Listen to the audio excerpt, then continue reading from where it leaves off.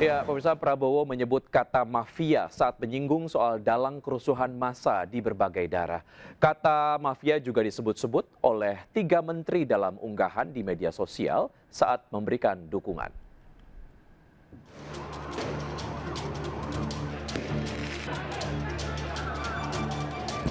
Saya akan hadapi mafia-mafia.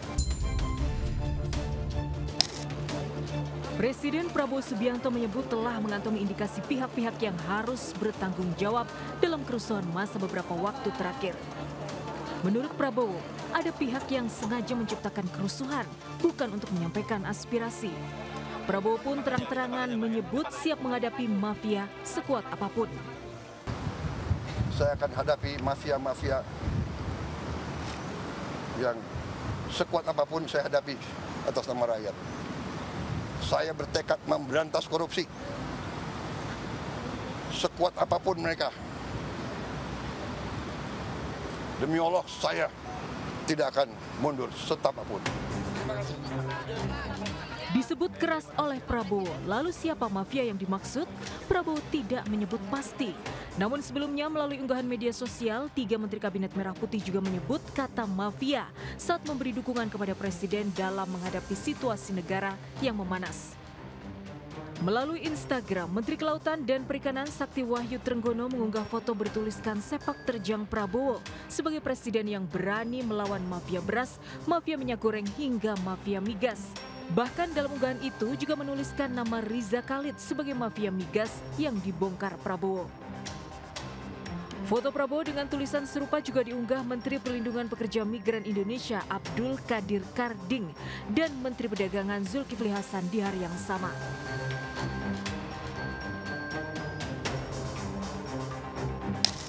Riza Khalid adalah pengusaha di bidang migas dengan kekayaan 415 juta dolar Amerika. Baru-baru ini Kejaksaan Agung menetapkan Riza Khalid sebagai tersangka korupsi PT Pertamina. Namun Riza menghilang hingga akhirnya ditetapkan sebagai buronan. Lalu apakah mafia yang disebut Prabowo sama dengan mafia migas Riza Khalid yang disebut 3 Menteri Prabowo? Belum ada kepastian. Namun Kapolri Jenderal Listio Sigit menegaskan siap mencari bukti-bukti di lapangan untuk mengungkap siapa yang membiayai kerusuhan. Akan terus kita cari, baik pelaku di lapangan, aktornya, siapa yang membiayai, semua akan kita cari. Tim Liputan iNews melaporkan. Ya, pemirsa, sementara itu Divisi Propam Polri hari ini melakukan gelar perkara terhadap 7 anggota BRIMOB pelaku penabrakan driver ojek online Afan Kurniawan.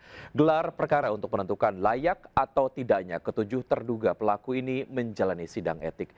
Dan kita sudah terhubung dengan Anissa Rizkia. Selamat siang, Anissa. Apakah sudah ada kesimpulan dari gelar perkara yang dilakukan hingga saat ini?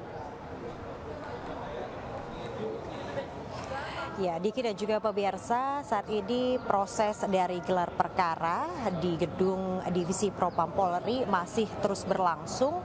Di tempat saya melaporkan saat ini sejak pukul 9.30 waktu Indonesia Barat, tadi dari pihak eksternal Polri sudah hadir, begitu diantaranya ada dari Komnas HAM dan juga Kapolnas yang hadir tentunya untuk menjalani gelar perkara yang digelar di Mabes Polri ini. Dan adapun selain pihak eksternal yang hadir, pihak internal Polri pun juga turut serta, yaitu dari Inspektorat Pengawasan Umum, kemudian ada dari Bareskrim, Sumber Daya Manusia, Direktorat Hukum, Ditpropam Brimob Polri dan juga Ditpropam Polri yang turut serta dalam proses gelar perkara pada pagi hingga siang hari ini.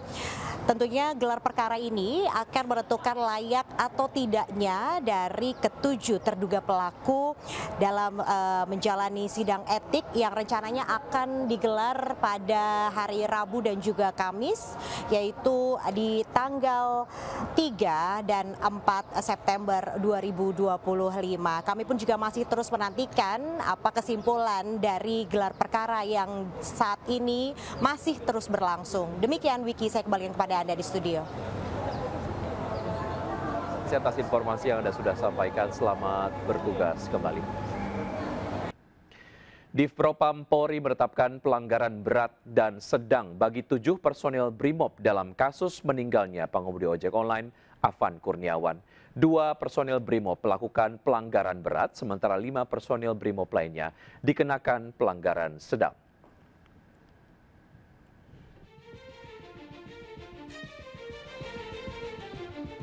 Divisi Propam Polri menetapkan 7 personel BRIMOB terlibat pelanggaran dalam kasus meninggalnya pengemudi ojek online Afan Kurniawan di kawasan Pejompongan, Jakarta Pusat 28 Agustus lalu. Keputusan ini diambil setelah pemeriksaan sementara terhadap para personel usai insiden meninggalnya Afan Kurniawan saat ricu unjuk rasa di sekitar gedung DPR RI. Dari hasil pemeriksaan, Div Propam Polri mengklasifikasikan pelanggaran menjadi 2 kategori, yakni pelanggaran berat dan pelanggaran sedang.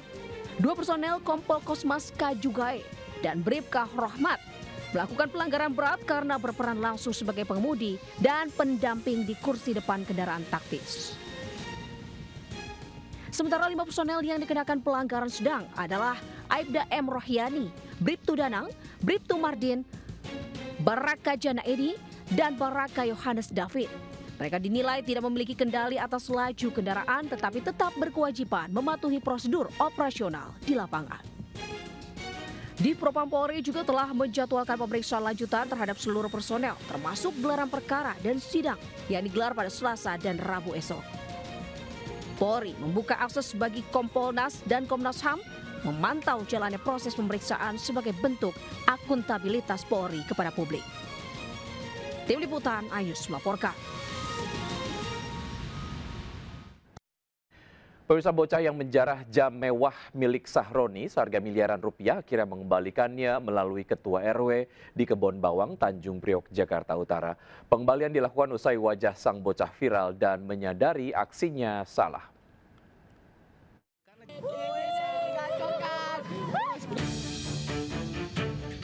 Viral di media sosial, seorang bocah berusia 14 tahun mengambil jam super mewah saat penjarahan di rumah mantan Wakil Ketua Komisi 3 DPR RI, Ahmad Sahroni. Warganet pun heboh karena jam tersebut ternyata harganya selangit mencapai 11 miliar rupiah. Karena merasa bukan haknya, pihak orang tua langsung melapor kepada Ketua RW. Kak, ini jam bukan hak kita. Bapaknya juga udah ngomong, kita pulangin ya. Abi udah ketemu Pak RT, Pak RW, udah ketemu perangkat juga ya. Jadi biar ini memang bukan hak kita juga Kak. Jadi nanti. Dan ini memang betul yang Bapak bilang ini limited edition kayaknya. Jam yang harganya fantastis tersebut akhirnya dikembalikan melalui anggota DPRD fraksi Partai Nasdem. Pengurus RW setempat juga sempat mengimbau warga yang turut serta dalam penjarahan untuk mengembalikan barang kepada pemiliknya. Sebelumnya, sejumlah massa menggeruduk kediaman rumah Ahmad Sahroni di Jalan Swasembada Timur 22, Kebon Bawang, Tanjung Priok, Jakarta Utara. Selain melakukan pengerusakan terhadap sejumlah mobil, massa juga menjarah isi rumah diantaranya jam tangan mewah, tas branded, dan perabotan-perabotan rumah lainnya. Dari Jakarta, Rizky Falufi, Anyus melaporkan.